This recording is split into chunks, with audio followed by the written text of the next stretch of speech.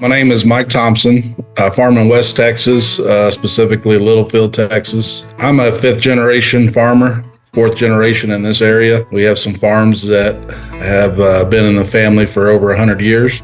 This is cotton country, so cotton's a primary crop, but I do rotate with corn and wheat, and every now and then we'll grow some sunflowers or grain sorghum.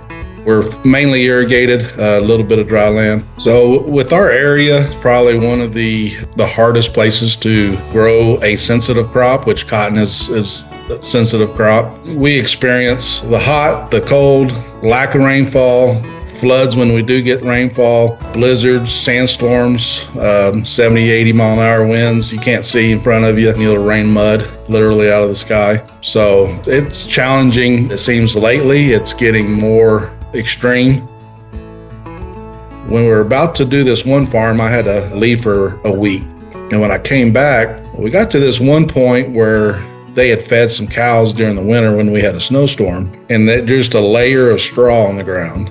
And as soon as we hit that spot, that tractor just propelled forward. I thought that the plow had broke from the tractor. I turned around and looked, and what I saw is still envisioned in my brain. And instead of those big clods and dry dirt, it was plowing sheets of mud. And that was my aha moment that, hey, there's a different way to farming.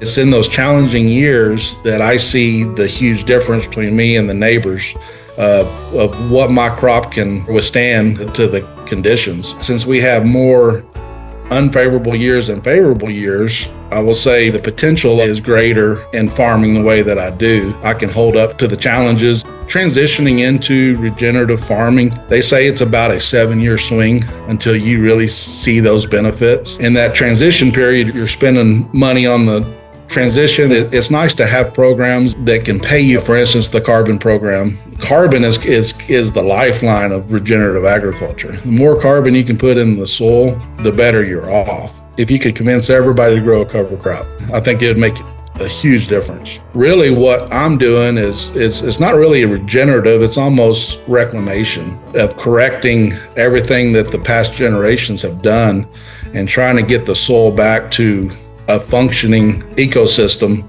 to where it will provide for us and we don't have to sit there and amend it